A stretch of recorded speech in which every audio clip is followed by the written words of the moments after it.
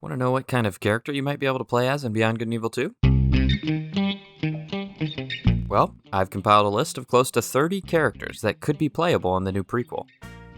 Hello, fellow space monkeys. This is the Mildly Morose Man, otherwise known as Dan, or Dan the Man, whichever you fancy. I am here to bring you another thought-provoking video on the video game Beyond Good and Evil 2. Be sure to subscribe if you want to stay up to date on all things Beyond Good and Evil 2. As some of you might know, I'm convinced that clones will be the only playable characters in this new game.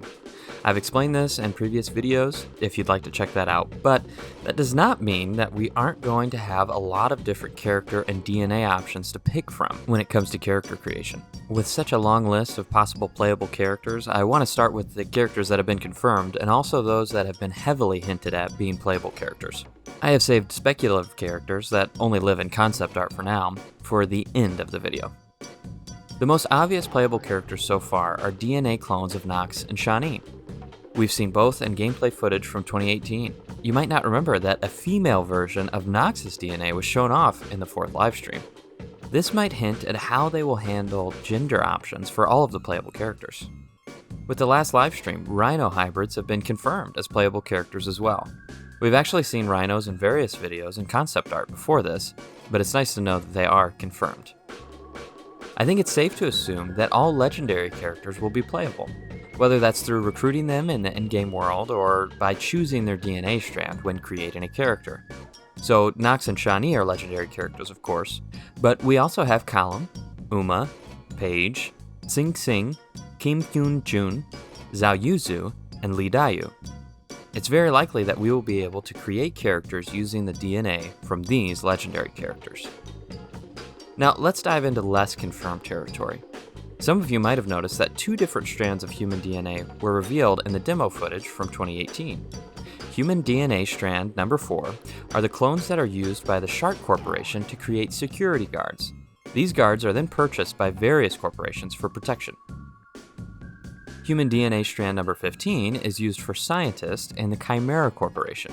The scientists that are now in charge of developing all of the clones for System 3 are actually clones themselves.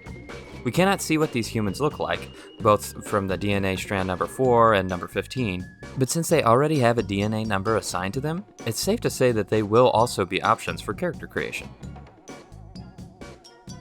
I like to call the next character that Asian guy.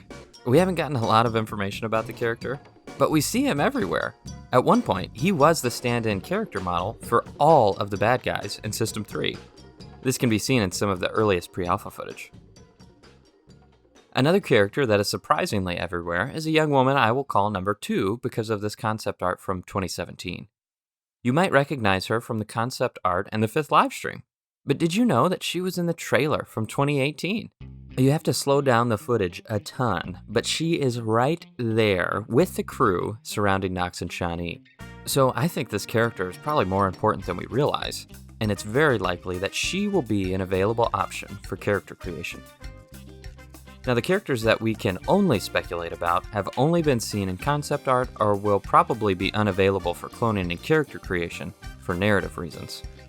Somewhere along the way, Michelle has said that Jade is not a clone, so we won't be running around as a character that looks exactly like her. I suspect that her mom and dad aren't clones either, since it seems reasonable to assume that Dakini is Jade's mom, then Dakini's DNA will not be available in character creation. And the same goes for Jade's dad, whoever that is. Now to some speculation. The concept art with the numbered characters on it has a good track record of containing legendary characters. I bet we see a confirmation of characters 1 and 4 somewhere down the line. There has also been more concept art highlighting different ethnicities of certain female characters. Sharks were in the original Beyond Good and Evil, and we've seen a good bit of artwork for possible designs in the new game. Lizard hybrids are represented in some recent concept art too. There's so much concept art that could be discussed, but I wanted to limit this video to recent and most confirmed character options. That being said, I still think this concept art is a great representation of what the devs are shooting for with BGE2. You can see some of the characters discussed in this video are shown off in this concept art here. There are characters here we haven't seen much more of. I'd like to know more about the lion on the far right. And I wonder, are we actually going to be able to put characters in mechanical suits of armor like we see in the top right? Only time will tell. Did I miss any major characters? Have you already picked a favorite character? Or are you looking forward to a type of hybrid character that you hope they're going to announce soon? Drop a like if you enjoyed the video at all, or a dislike if you didn't. Thanks for watching, and be back for the next one if you want to hear more about Beyond Good and Evil 2.